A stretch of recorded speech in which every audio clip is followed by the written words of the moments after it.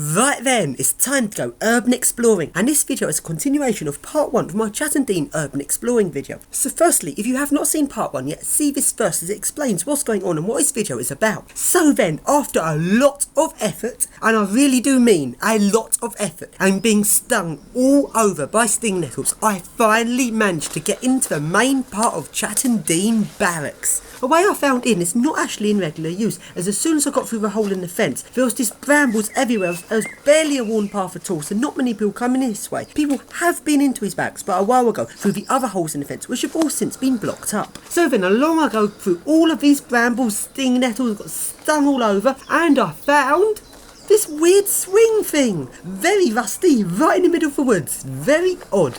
So then, continuing past this, I managed to get to the road, and this time I'm on the other side of the gate. Yes, I'm in. So then, let's look around, and I can now present to you Chattenden Barracks. Where's it gone? That's right, it's been demolished. And so, there you go, Ministry of Defence have demolished Chattenden Barracks. Let's just be completely truthful here. The MOD knew that these buildings are historic and of historic value, and they knew that English Heritage would want to list them, and they wanted to build houses here. So they demolished these buildings before they could be listed. It happens all of the time. The English Heritage listing system in England protects a building. Grade 2 protects the outside, Grade 1 protects both the outside and the interior, and then Ancient Monument comes above that, which is like the extremely old stuff such as Rochester Castle and that. But even though it is a listing system in England to protect old buildings, it doesn't really work, because all the old lifts still get modernised even when they're in a Grade 1 listed building, and I think the system's a bit pathetic really, but at least it does preserve the outside of the buildings. But this is a classic example of demolishing the buildings before they could be preserved. Anyway, if you look at Google Earth, you can actually sort of see, now I know that the building's demolished, you can sort of see it, but you can't necessarily tell that because it's just loads of grey patches, and I did generally think these were buildings rather than just demolished space where there was a building. So then, now let's look around, and here we have a lamppost. I really like seeing abandoned places with the old rusty lampposts, but sadly this lamppost isn't really that old. It's only from the 80s, which is a bit disappointing. I'd like to see something older, like a 1950s concrete one or something. So then, let's look around, and let's just hope I don't get spotted, because this land is still owned by Ministry of Defence. It's such a shame I pulled down all of these buildings, because they didn't want these buildings at all. They just wanted to sell off the land for housing, so just pull down the buildings as quick as possible. But despite all their efforts of pulling down these buildings, they can't build any houses here, because they were blocked from doing so, because this is an environmentally sensitive site, because it's a habitat for nightingales. So all that effort to pull down the historic buildings, and it did not lead them to anything. Pretty disgusting. And now along we go to this bit which looks like a little station platform. I don't think it is. I think this is just a wall where a building was,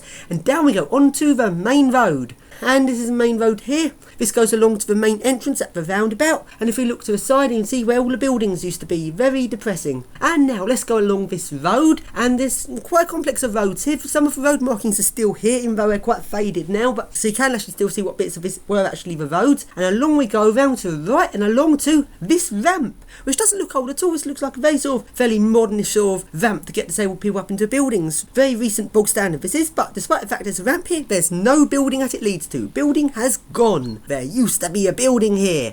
And now along we go to this bit, and across this field you can see the Chattenden housing, and along we go over here where is a ramp up to the same buildings, and it's quite weird seeing this ramp and at the top of it no building. And now along we go, carrying on urban exploring, and it stinks of gas here. There is a gas leak. Well, not many people go on this site, so they probably don't know it's a gas leak, but absolutely just, I couldn't even not be able to breathe properly. The smell of gas is so strong. Don't light a flame here, because it's likely to go bang. More lampposts. This is a 1980s lamppost, although I think the lamp is a bit later, because it looks like a more recent design, and the lamp is broken. The glass has come out of it and slid down the lamppost, because the glass of it is right down the bottom of the post, which is quite odd, completely broken. And now we go along to the car park. This is one of the many car parks here. This car park's by the entrance to the site from near where the houses are.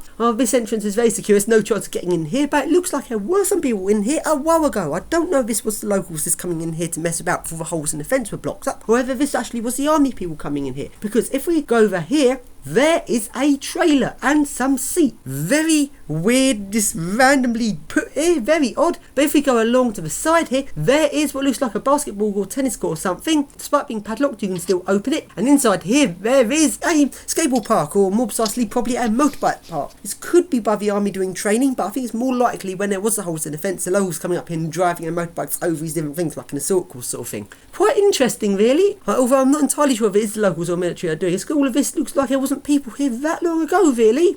And over here is a seesaw, where I bet people with motorbikes sort of drive it over this thing. Yeah, it looks quite fun. And now, going out of this basketball court thing, and what is that? I hope that is not a big can of petrol just left there. I hope it isn't. I don't think it would be. Yeah. Okay, now let's look at the trailer. It's randomly left here, and inside it is full of wood. There's more bits of wood like the stuff there was in the tennis court where the assault course was. Quite interesting, this is a trailer left here. And now I move away from this area because I'm a bit close to the fence and a bit too visible here. And let's go back along to the buildings. And there's loads of areas where there's buildings. Where this place would have literally had loads of buildings everywhere. Except now all the buildings are gone. It's completely overgrown. There's bits of concrete, all just plants. Very sad. I would really have loved to see what these buildings were like before they were pulled down. It must have been really awesome exploring these abandoned buildings, although I don't think the buildings were actually abandoned for that long. As soon as they stopped using site, I immediately pulled them down, as I said, to avoid the buildings being listed, because they don't care about heritage one bit, because they want to set off land for housing, and as I've said, they were blocked from doing so. So complete utter loss of heritage for no good reason whatsoever. So then there's lots of plants here all on the concrete, rather depressing looking really. Now I go along to back to the main road and along over to the other side of the site. And over here you can see this is the road, still got road markings here. Very odd seeing roads with no buildings about, very random. And up round this bit where the road goes round, there is a car park. And again there's an old looking lamppost, although a lamppost is not at all old really, probably 80s. Not really that old or interesting. And the car park's still got letters in the bays.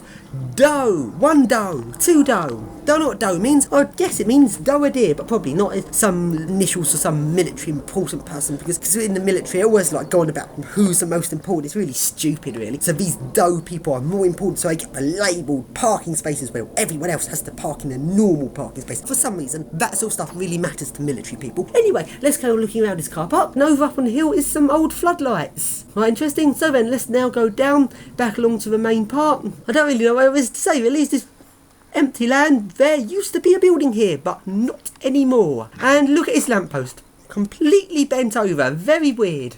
And now along we go to the main entrance near the roundabout. And going along here there's some open sandbags, which is quite random, and it looks like there's rice in the sand, although these could be maggot eggs, possibly. Yuck. So then carrying along, and there is a set of steps. Very random. Let's go up them. And here you get not much better view really. Okay, let's go down off these steps and along we go to the main entrance. And over here we can see another lamppost, although this one's older. It's one of my favourite designs of lamp. This is the Leco design, although I think this one might be GC, but I'm not entirely sure about it. It's that sort of a Leco lantern style. It's one of my favourite types of lamppost from the 70s. And now we go along to the main entrance where there is a building. So then along we go to the building, through more brambles, and the only remaining building on this site. And going around the front of it, there is a van parked right outside the entrance to here. I hope that is not an army person sitting there waiting. I don't think it is. It's actually a hire van. This is some random person stopped there, luckily. Over here we have a thermostat. Very random. Just a thermostat on an outside wall. Very odd. This building was a bit knocked down. And round the back we have danger. Electrical switch room. No. Unauthorised entry. Right, this got to go in there. And there is. Wow, look at this. This big 11,000 volt electrical switchgear. You regularly see this sort of thing in like substations around the place. And it's just abandoned, fallen over. That is odd. So this is basically like a massive transformer room, although this room just has the switchgear. And over the back there is the fuses, all the fuses taken out, which means all the power's off, but possibly the incoming supply might still be on, so I'm not going to touch any of this stuff just in case, because it's 11,000 volts. Interesting, and we can see out these switchgear set and fuse box. It's made by Allen West & Co Limited. Looks like it's from the 50s, I'd say.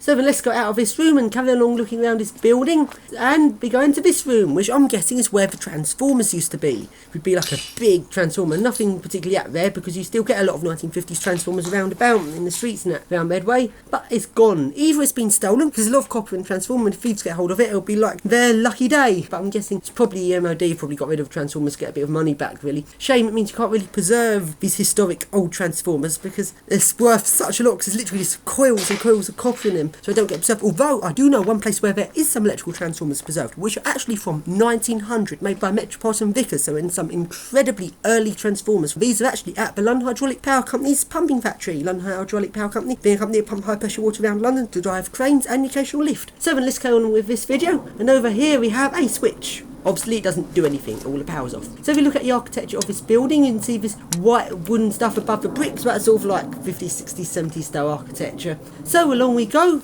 Oh, and let's look around the last bit of this site, between where roundabout is and where the houses are. And it's more the same really, just empty roads, not much about. And over here we go to this weird square lamppost, which is broken, quite odd, and a few lampposts about from 70s, 80s. So now we go along here where there is this weird sort of gravel pit, just a pit of broken concrete, quite weird. You can actually see this bit on Google Earth. It's just like this weird circle bit in the middle of the abandoned site, and in the middle of it is a wheel, very random. And over here some more steps leading up to nothing, no building.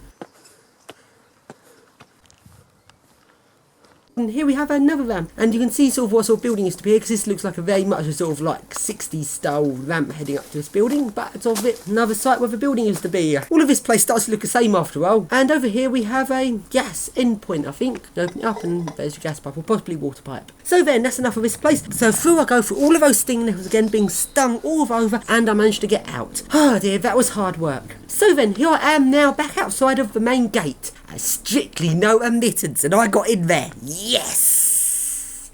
So then let's now go along back into the woods. And very disappointingly, the tree swing's been messed up. Typical teenagers really have taken this tree swing and just wrapped it over the branches so it's no longer usable. I think that's quite not nice really, because there's loads of children about, including some very big overgrown kids, in other words me, who like tree swings, and some teenagers, as soon as they see something where people have fun, immediately like to go and destroy it. Not very nice behaviour really. Along we go back to these buildings, the buildings up in between Chattenden and Lodge Hill Barracks. And these buildings look very interesting, but last time I wasn't able to get into them, but this time I did. I managed to get through a hole in the fence and to these buildings. And there's loads of signs saying strictly no admittance and all of that, which just makes me even more have to go to them. But sadly, there was also this sign. Danger, asbestos, keep out. And while a sign that says trespassers will be prosecuted, keep out, do not enter my building, that's not going to stop me. But sadly, a sign that says asbestos sadly does stop me. So then, for people that don't know exactly what asbestos is, it's quite a weird substance. It was actually used a lot, pretty much in everything built like from the 30s up to like the 70s. Just asbestos everywhere, just used it for everything. Even when they realised the dangers, they still carried on using it for ages. And asbestos is a good fireproofing, so often in buildings, as long as it's not damaged, they leave it because it's safe if it isn't damaged. The only danger is when it starts to powderise and the fibres get airborne, because it is actually incredibly dangerous to breathe in. Abandoned buildings where signs saying asbestos almost certainly have asbestos, which is damaged, so therefore is potentially airborne, so dangerous to breathe in. Asbestos isn't actually like a regular sort of poison, it's actually inert. What's dangerous is if you breathe in the asbestos fibres, they dramatically increase your lung cancer risk. Although it doesn't directly make you ill, it is incredibly dangerous. Although it is very interesting to have a look right close up at these buildings. Very well boarded up. I really don't want people to get in here. These look so well boarded up. I'm pretty certain they're wanting to keep people out for safety. And now we look round the back here, and these buildings do look really interesting. They look so abandoned. And I really love to look round them. But asbestos is very dangerous in the abandoned building like this. We went in. Disturbing place could like make the fibres go airborne. Although this entrance bit isn't really much risk, because there's lots of air circulating here, which would have blown all the fibres away. So I held my breath and had a very quick look with the camera just round the entranceway door, and then quickly ran off again holding my breath, just so I can get a little taste of what these buildings would have been like if I'd gone in.